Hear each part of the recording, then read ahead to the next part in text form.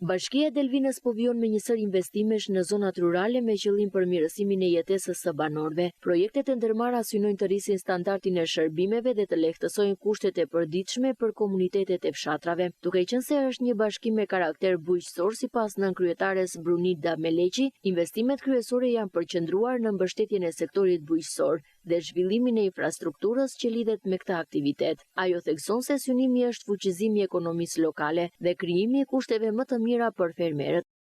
Bashkia e Delvinës është një bashki me karakter bujqësor dhe fokusi ynë ka qenë investimet në sektorin e bujqësisë. Dhe konkretisht jemi në përfundim të lotit të dytë të kanalit Vaditës Trushe. Është një kanal që i shërben diku te 600 hektar tokë bujqësore. Sigurisht që momenti që ka investime dhe banorët fillojnë dhe t'i vënë në funksion tokat e tyre.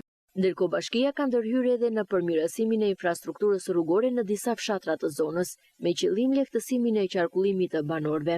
Bashkia Delvin në territorin e saj ka dhe një njësi administrative, atë të Vergojit, ku ka nisur rruga hyrëse automobilistike. Gjithashtu vëmendja, ashtu siç thamë në qytet, ka qenë po e njëjtë edhe në këtë njësi, edhe në të gjitha fshatrat që përfshihen në të.